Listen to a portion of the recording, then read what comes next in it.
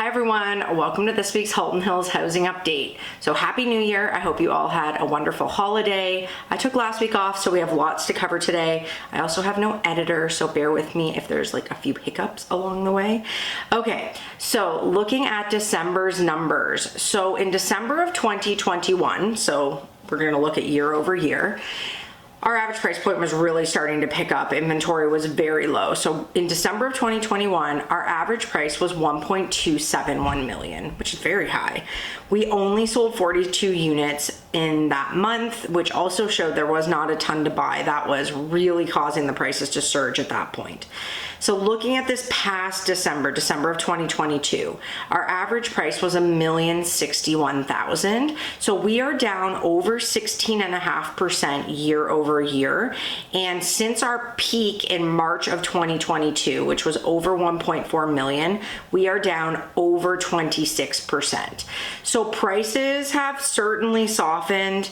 I think 2023, that trend is going to be continuing, but that's sort of where we sit with our December numbers. We only sold 35 units as well in December, so very low amount of sales that happened in December of 2022, but not surprised with sort of the trends we've been seeing. So looking at the sales that happened the last 2 weeks, in Georgetown, there were 9 sales, which is low because if you watch these every week, like 8 to 11 is our weekly average. So for 2 weeks to only have 9 sales, it's the slowest time of year, no surprise, but only 9 sales over the last 2 weeks. There was only 4 new listings, so that means inventory is going to be down, but inventory is way down, which will be a conversation later. Acton saw 5 sales, normal-ish number if you look at a 2-week period for Acton, and 2 new listings. Glen Williams had 1 sale, no new listings, and there was no sales and no new listings in Limehouse or the rural market. But something to note, over the course of the last 2 weeks, we had 20 properties terminate, and 17 of them did not re-enter the market yet. So that kind of leads me into the fact that our inventory is way down, but for 17 properties to sort of come completely off the market, that's quite a bit, but I do think they're likely going to re-enter in January, and I suspect our January inventory numbers are going to start to climb pretty quickly. But anyways, let's look at where we're sitting with active inventory. So all of Halton Hills is at 100 active listings. We have not been this low in inventory since my update the first week of April. The first week of April, we were at 87 active listings, and then it really started to climb from there. It was like this snowball after that. So we are basically sitting at inventory levels comparable to the start of April before, kind of everything went downhill. A few other numbers to note. Our peak in 2022 was 193 active listings. So we are way down from when we were feeling that market saturation. So 100 listings versus 193 is a huge difference in terms of supply. But going into in January of 2022, so my first update in January, all of Halton Hills only had 29 active listings. So this time last year, there was only 29 properties on the market in all of Halton Hills, which is like insane. It was insane at the time. We knew, we never would have guessed what was going to happen. But so we were up to 193, we were as low as 29, and now we're sitting at 100.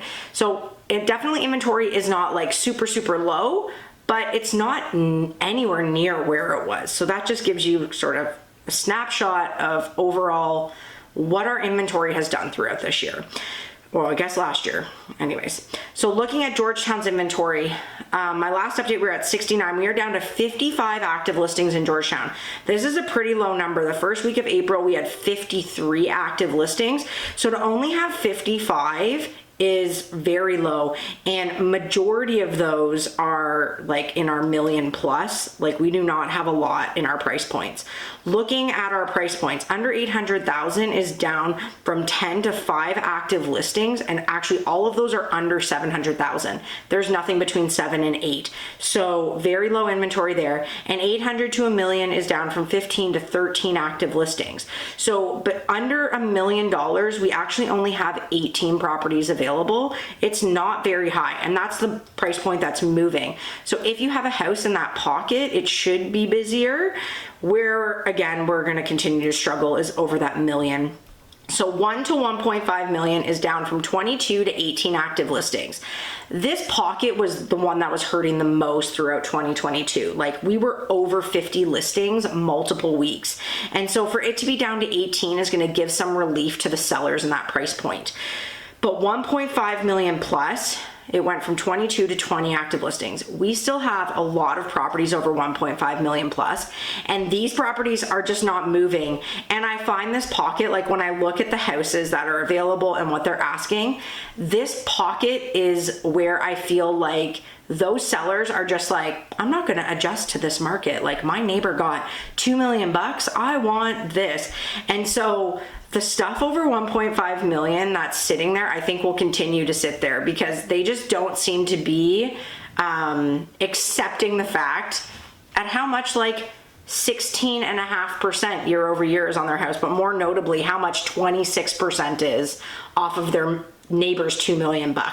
So that price point is just gonna continue to, I think, sit there because there's not a lot of buyers over 1.5 million anymore.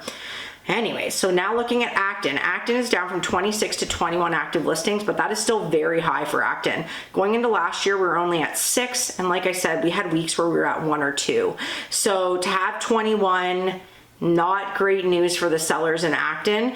And I find also Acton's prices aren't adjusting as quickly as they should be, given that people can get comparable products in Georgetown. So it will be interesting to see what happens with Acton this year. Glen Williams is down from 8 to 7 active listings. Limehouse is down from 4 to 2 active listings. And the rural market is down from 19 to 14 active listings. Quite a few of those terminations were in the rural market.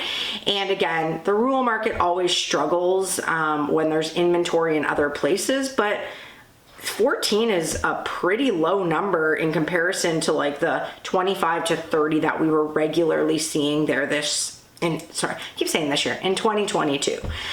So that's sort of our snapshot of where we ended 2022. No surprise, our prices came down through the year.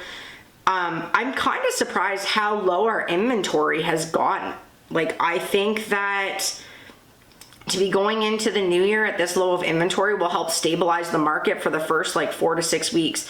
But knowing how many properties through September to the end of the year that came off the market, and a lot of the conversations were like, we'll try again in the new year, I suspect we are going to see an influx of listings more than we would normally see in January coming up here. So we'll be watching the numbers closely, but 2022, craziest year in my career in real estate, just such a roller coaster.